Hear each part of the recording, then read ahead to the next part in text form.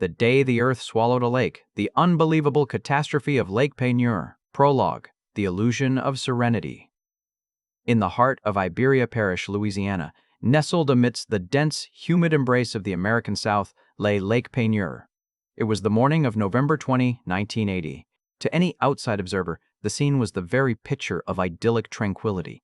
The lake was a shallow, freshwater body, averaging a mere 10 feet in depth, its surface acting as a perfect mirror for the sprawling, moss-draped oak trees of the adjacent Jefferson Island. Local fishermen navigated its calm, glassy waters in small aluminum boats, casting their lines into the shallow depths, while the meticulously curated live oak gardens along the shoreline boasted exotic plants and pristine botanical beauty.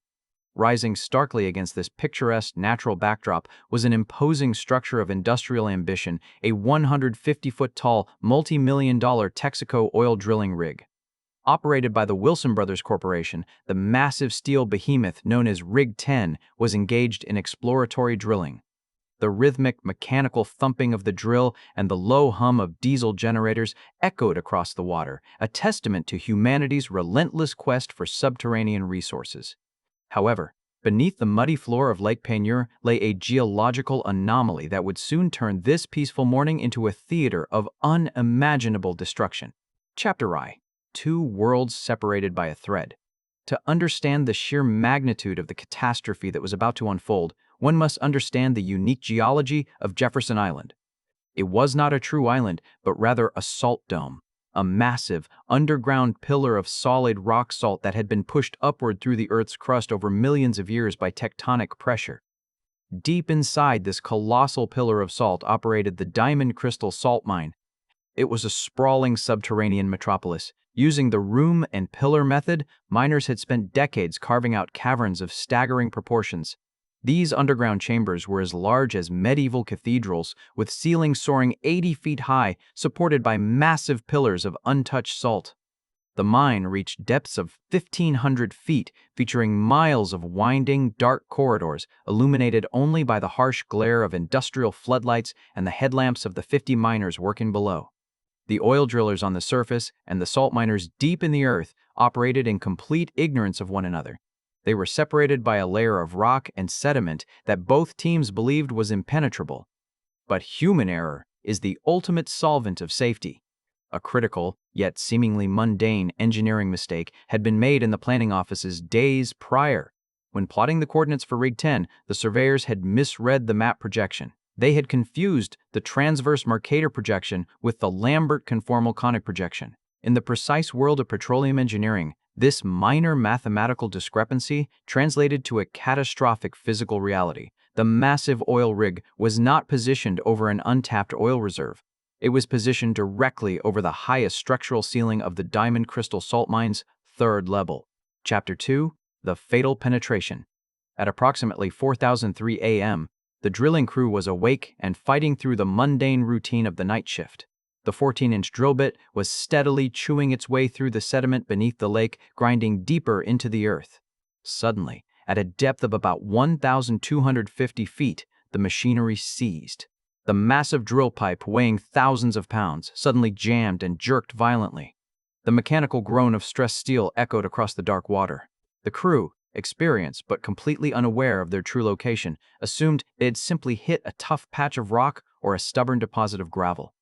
They attempted to work the drill bit free, pushing and pulling the heavy pipe. In reality, the 14-inch tungsten carbide bit had just pierced the roof of the salt mine. It was a tiny hole, a mere 14 inches in diameter, but it was a breach between a massive body of water and an infinitely soluble subterranean void. The moment the freshwater of Lake Peigneur touched the rock salt of the mine roof, the laws of chemistry took over. Water dissolves salt. It dissolves it rapidly, aggressively, and relentlessly. As the lake water began to drain down into the tiny hole, it instantly began eroding the edges of the breach, widening it by the second. Chapter 3. The Sinking of Rig 10. By 7:30 a.m., the sun had risen, but the situation on the rig had deteriorated from frustrating to alarming. The crew noticed a series of bizarre phenomena. The drilling platform began to list to one side. A strange, unnatural bubbling like a giant pot of boiling water erupted from the muddy lake surface directly beneath the steel structure. Junius Rochelle, the experienced tool pusher and crew chief, felt a deep, instinctive sense of dread. Rigs did not tilt without a catastrophic failure of the foundation. Realizing that the lake bed beneath them was inexplicably giving way, Rochelle didn't hesitate. He bypassed standard diagnostic protocols and screamed the order for an immediate, total evacuation. The crew of 7 men abandoned their stations, scrambling frantically into a small, motorized escape boat. They detached from the rig and gunned the engine toward the shore. When they reached the safety of the muddy bank and looked back, they witnessed a sight that defied all logic. The colossal 150-foot-tall steel drilling rig, a structure weighing hundreds of tons, was slowly sinking into the lake. It wasn't just toppling over, it was being pulled straight down. The bubbling water had turned into a terrifying, churning depression. Within minutes, the massive crown block of the rig slipped beneath the muddy water. It was swallowed whole, vanishing completely, as if it had been nothing more than a fragile plastic toy. The plug had been pulled. The drain was open. Chapter 4. The Subterranean Nightmare. While the surface crew watched in bewildered horror, a frantic fight for survival was unfolding 1,300 feet below the ground. 50 miners were operating heavy machinery, driving front-end loaders, and blasting salt rock. The first sign of the impending apocalypse was not water, but air. The millions of gallons of lake water plummeting down the drill hole were displacing the massive volume of air inside the cavernous mine.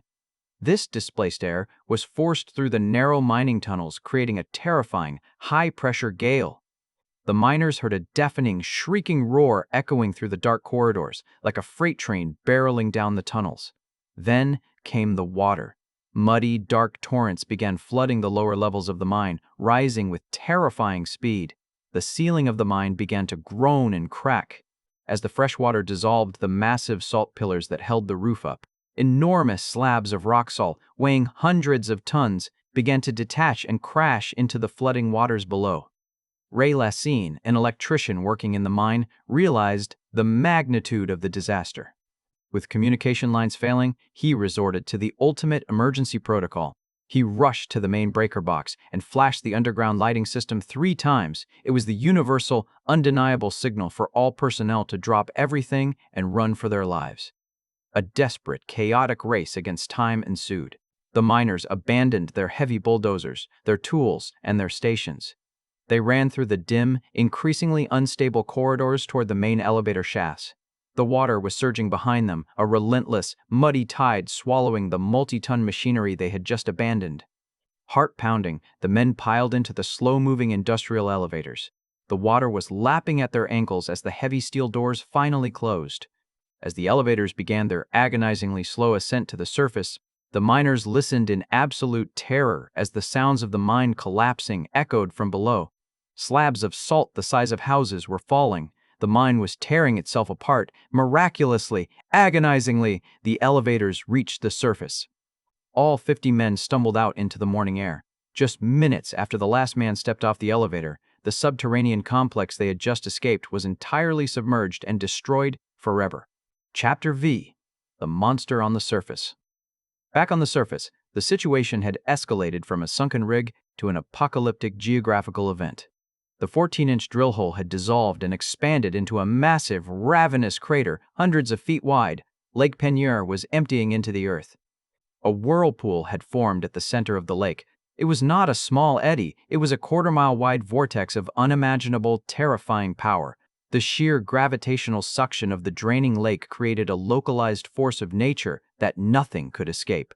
The whirlpool's hunger was insatiable. It grabbed hold of 11 massive cargo barges that were moored on the lake to load salt. One by one, the thick, heavy mooring lines snapped like rotten twine under the immense tension. The barges, each weighing hundreds of tons and loaded with cargo, were dragged into the spinning vortex. They spun like leaves in a gutter before being sucked down, nose first, into the dark abyss. A local tugboat was caught in the current. The captain desperately gunned the engines in reverse, the diesel engine screaming as it fought the pull of the whirlpool. Realizing it was a losing battle, the captain and crew abandoned ship, leaping into the shallow mud and scrambling to shore just moments before their vessel was dragged into the spinning maw. The vortex was so powerful that it began to eat its own shoreline. The edges of the lake collapsed inward. 65 acres of the beautiful live oak gardens were undermined and swallowed. Giant, century-old oak trees slowly tipped over and vanished into the muddy, spinning water. Greenhouses, a parking lot, a camper, and an entire house were dragged down into the subterranean caverns. The earth was simply caving in on itself. Chapter V: Ice, the reversing river, and the mud geyser. As the lake's water level plummeted, the physics of the surrounding geography broke down completely, resulting in a phenomenon rarely witnessed in the natural world. Lake Peigneur was connected to the Gulf of Mexico via a small waterway known as the Delcambre Canal. Normally, the lake's fresh water flowed outward through the canal and into the ocean. But the vacuum created by the massive underground void was so unimaginably powerful that it overrode the natural flow of gravity and tides. The water in the Delcambre Canal slowed, stopped, and then began to flow backward. Salt water from the Gulf of Mexico was now rushing inland, pouring rapidly through the canal and cascading into the empty crater where Lake Peigneur used to be. As the ocean water plummeted over the newly formed, sheer cliffs of the sinkhole, it created a massive, temporary waterfall. Plunging over 160 feet downward, it was, for a few days, the tallest waterfall in the history of the state of Louisiana. As the millions of gallons of ocean water violently filled the subterranean caverns, the enormous volume of air trapped inside the mine had to escape. The pressure built to unimaginable levels until it found the weakest point, the main mine shafts. The compressed air rocketed back up through the elevator shafts, erupting from the ground in explosive, terrifying geysers. Massive columns of thick mud, water, and debris shot 400 feet into the air, raining down on the surrounding landscape like a dark, geological thunderstorm. The earth was violently exhaling. Chapter 7: The Aftermath and the New World. It took 2 full days for the violent churning to finally cease. The vortex slowed, the waterfall subsided, and the massive geysers sputtered to a halt. When the dust and spray finally settled, the residents of Iberia Parish looked out over a landscape that had been permanently and radically rewritten. Lake Peigneur was gone. In its place was something entirely new. The shallow, 3-foot-deep freshwater lake had been transformed by the collapse of the caverns into a deep, dark bay reaching depths of 200 feet in some areas. The freshwater ecosystem, the catfish, the native plants, was entirely wiped out. It had been replaced overnight by a marine ecosystem. Ocean water from the Gulf of Mexico had permanently filled the basin, bringing with it saltwater fish, shrimp, and marine plant life. Bizarrely, as the underground mine completely filled with water and the pressure equalized, the impossible happened.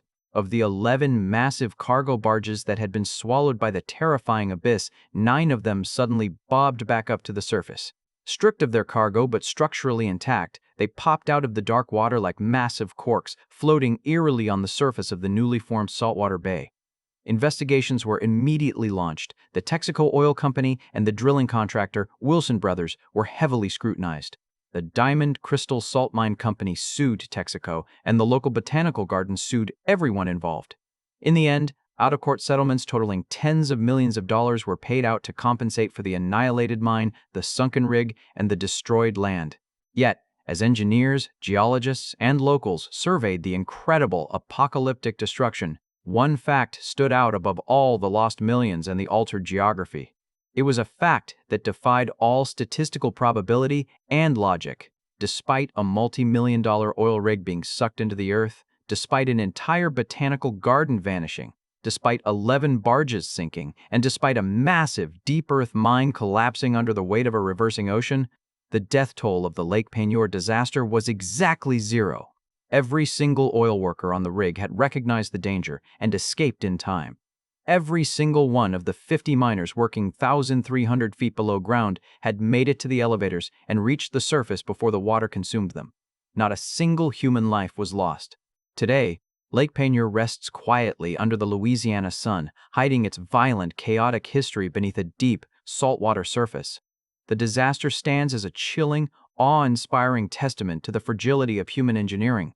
It is the ultimate historical proof that a single miscalculation on a piece of paper, a tiny 14-inch drill bit, and the hubris to believe we have mastered the earth can uncork the devastating, uncontrollable forces of nature, forces capable of swallowing a world whole before our very eyes.